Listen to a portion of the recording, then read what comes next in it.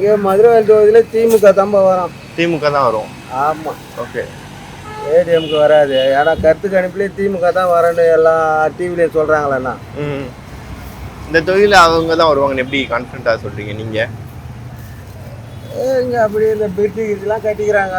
ஏற்கனவே 10 வருஷமாக மதுரையில் ஆற்றுல எனக்கு தெரிஞ்சு அங்கே பிரிட்ஜே கட்டுறது கிடையாது. அங்கே ஒரு பிரிட்ஜ் இருக்கு. இங்கே ஒன்று அங்கே ஒன்று கட்டிக்கிறாங்க.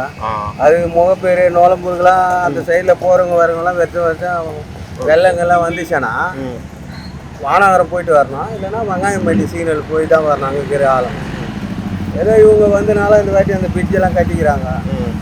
ஒரு சில வேலைகள்லாம் ஒரு பரவாயில்ல. இப்போ இந்த பாத தெருவெல்லாம் சுடுகாடு காம்பவுண்ட்லாம் போட்டாங்க.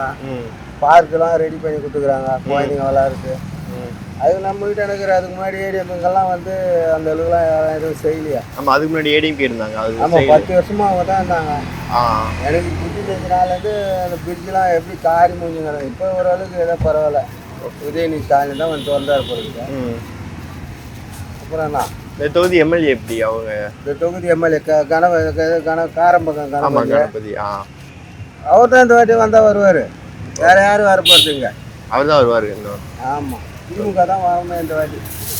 என்ன பண்ணுறது, விலைவாசி ஏறிக்கின்னு தாங்குது. இவ்வளோ காரம் அவ்வளோ காரம் தான் சொல்லிக்கின்னு தாங்கிறாங்க. பார்க்க போனால் கருத்து கணிப்பில் அவங்க தாங்கிறாங்க. இல்லை, கருத்து கணிப்பு உங்களோட ஆதரவு அவங்களுக்கு தானா? அப்போ நம்மளுடைய ஆதரவு நான் கட்சி பொறுப்பில் இருக்கிறேன். எவன் துட்டு கொடுக்குறானோ அவனுக்கு ஓட்டு போடுவேன். இந்த ஆட்டை ஓட்டுறேன் நான் இன்னைக்கு ஒரு 500 கூட ஓட்டலை.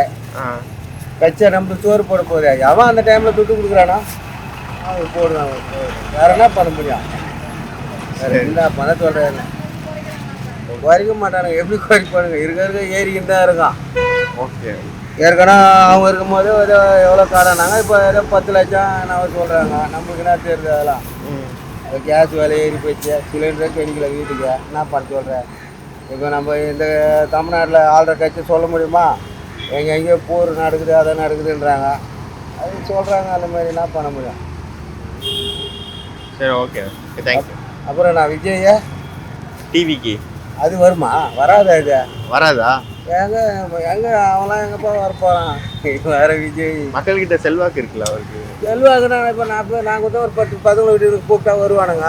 வடை ஒரு இடம் போனால் ஒரு இது வடை போகலன்னா வருவானுங்க. அது மாதிரி தான்